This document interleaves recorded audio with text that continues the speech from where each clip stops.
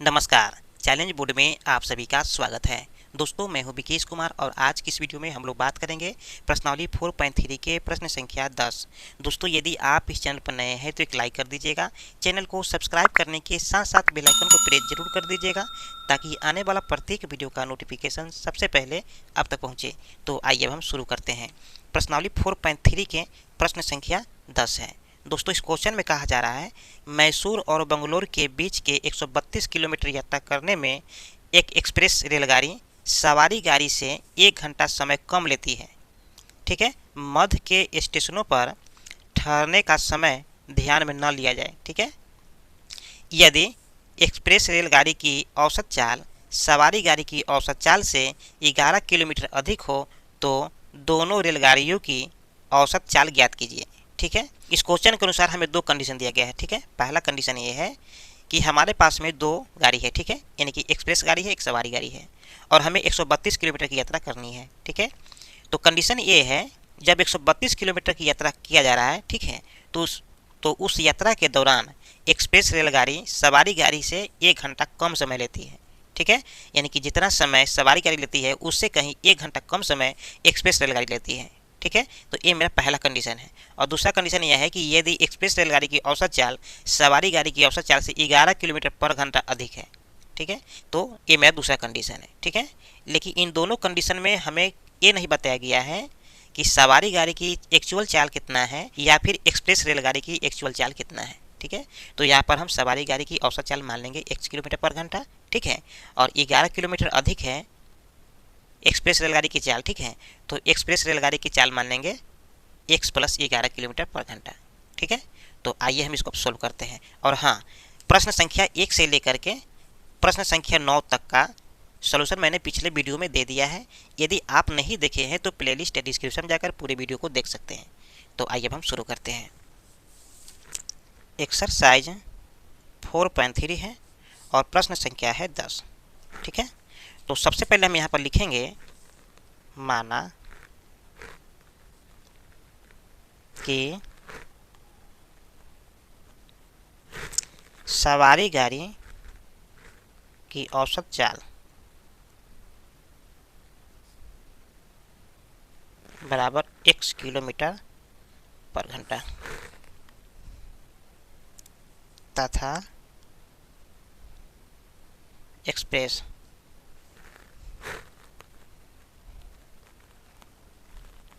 रेलगाड़ी की औसत चाल कितना हो जाएगा। तो सवारी रेलगाड़ी की औसत चाल से रेलगाड़ी की औसत चाल कितना है, 11 किलोमीटर अधिक है। ठीक है, तो इस चाल में हम 11 किलोमीटर जोड़ देंगे, यानी कि x + 11 किलोमीटर पर घंटा। ठीक है, चलिए, और अब हम साथ में ये भी लिख लेंगे कि मैसूर और बंगलोर के बीच की दूरी कितनी है। ठीक है, तो यहाँ पर हम लिखेंगे मैसूर से बंगलोर की दूरी कितना है, तो 132 किलोमीटर है। ठीक है, चलिए, तो ध्यान दीजिएगा कि इस प्रकार के जब क्वेश्चन को हम सोल्व करते हैं तो हमें एक फार्मूला की आवश्यकता होती है। ठीक है, और फार्मूला क्या है, समय बराबर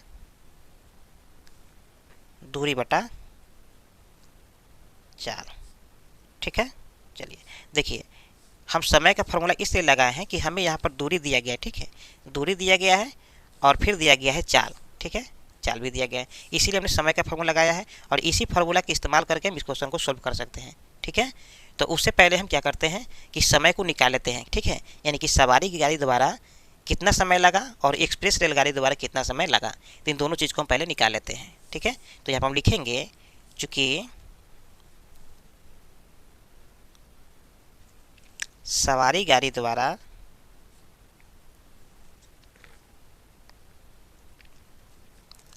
लिया गया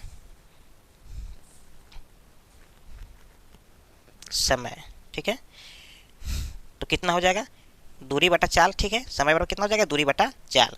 तो हमें सवारी गाड़ी के दूरी कितना दिया गया है, तो देखिए दूरी सबके लिए सेम है, 132 किलोमीटर सबके लिए है, चाहे वो सवारी गाड़ी हो या फिर एक्सप्रेस गाड़ी हो। ठीक है, तो दूरी तो 132 हो जाएगा, लेकिन चाल सबका अलग अलग है। तो सवारी गाड़ी का जो चाल है कितना है, x किलोमीटर है, ठीक है, यदि x किलोमीटर, तो ये है सवारी गाड़ी द्वारा लिया गया समय 132/x, ठीक है। तो अब हम निकाल लेंगे एक्सप्रेस रेलगाड़ी द्वारा लिया गया समय, तथा एक्सप्रेस रेलगाड़ी द्वारा लिया गया समय, ठीक है।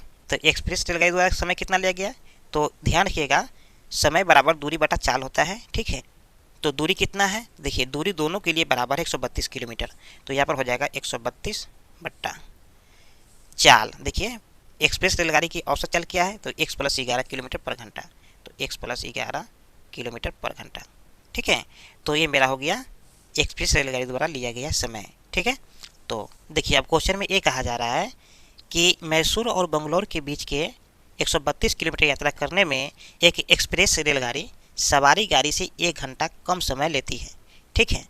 देखिए हमारे पास में 2 गाड़ी है, ठीक है, एक एक्सप्रेस गाड़ी है और एक सवारी गाड़ी है। तो सवारी गाड़ी जितना समय लेता है, ठीक है, उससे कहीं 1 घंटा कम समय लेता है एक्सप्रेस गाड़ी, ठीक है।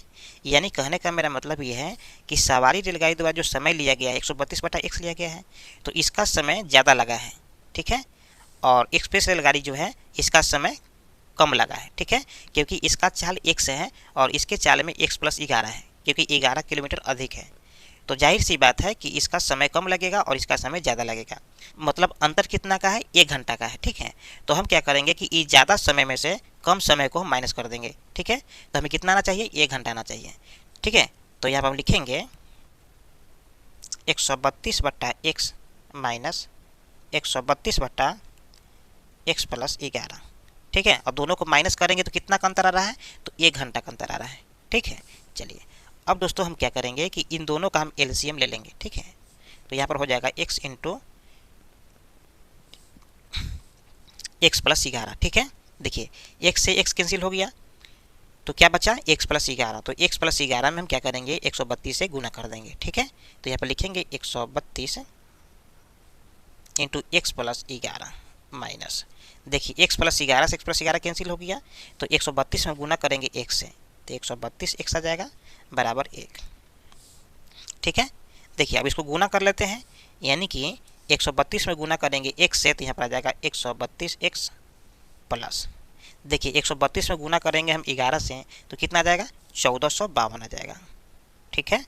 यहाँ पर माइनस है तो माइनस कर देंगे, 132x कर देंगे, ठीक है।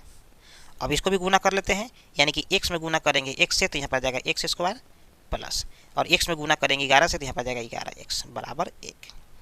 इसके बटा में 1 ले लेते हैं, ठीक है। देखिए 132x प्लस में है और 132x माइनस में है, तो दोनों कैंसिल हो जाएगा। तो अब मेरे पास में क्या बच जाएगा, 1452/x² प्लस 11x बराबर 1/1।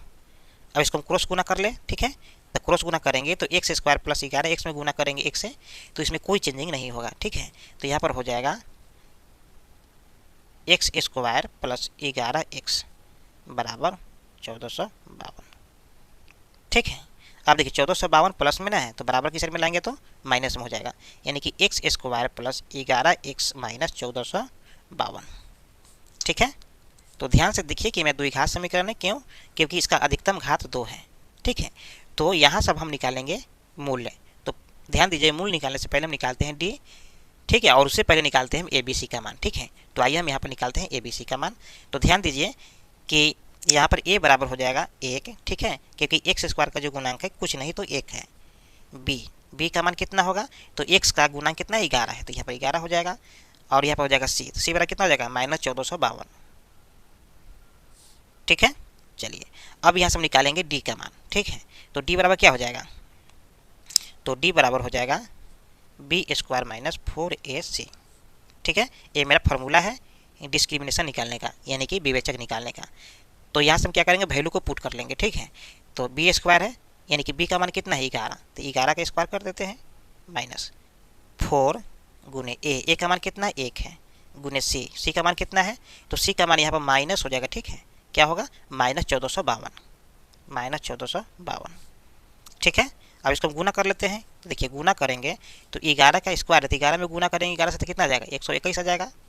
माइनस, देखिए माइनस में गुना करेंगे माइनस से तो यहाँ पर प्लस हो जाएगा, और 1452 में गुना करेंगे 4 से तो कितना आ जाएगा 5808। ठीक है, चलिए अब दोस्तों क्या करेंगे कि 5808 में हम 121 को जोड़ देंगे। ठीक है, तो जब 121 को जोड़ेंगे तो यहाँ पर आ जाएगा 8 1 9 2, और यहाँ पर आ जाएगा 9, फिर आ जाएगा 5। ठीक है, यानी कि 5929 आ गया। तो ये मेरा जो मान आया है डी का मान आया है। ठीक है, तो डी बराबर हो जाए कितना 5929।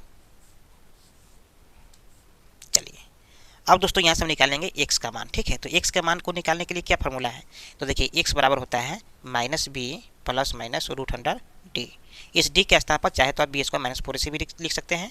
ठीक है, तो यहाँ पर हो जाएगा बट्टा में 2a। अब क्या करेंगे, यहाँ से हम वैल्यू को पुट कर देंगे, यानी कि b का मान कितना है, तो b का मान हमारे पास में है 11। ठीक है, तो -11 हो जाएगा क्योंकि पहले से माइनस लगा हुआ है, और प्लस माइनस रूट में है d, तो d का मान कितना है 5929। 5929। ठीक है, और बट्टा में हो जाएगा 2a, यानी कि 2 गुने a का मान कितना है, तो a का मान यहाँ दिया है 1।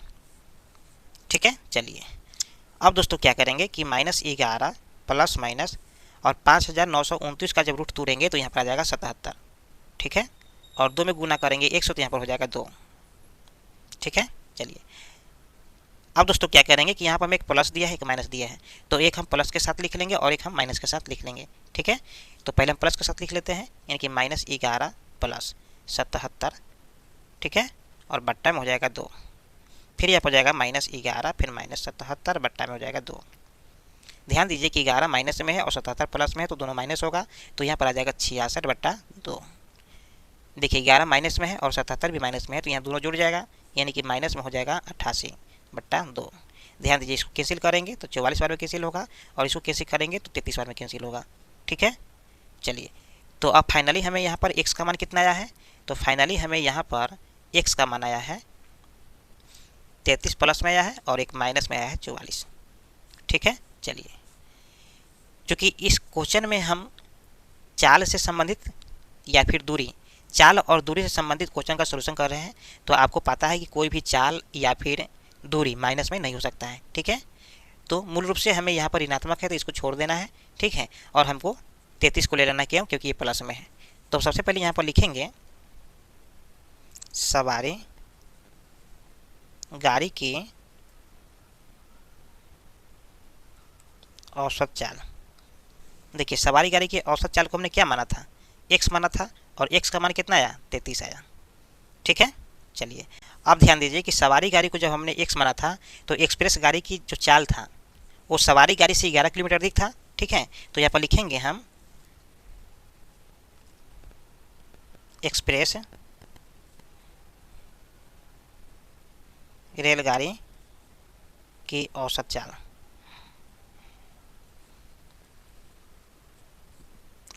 x plus 11। ठीक है, तो यहाँ पर हो जाएगा x का मान 33 है प्लस 11 कितना हो जाएगा 44 किलोमीटर पर घंटा।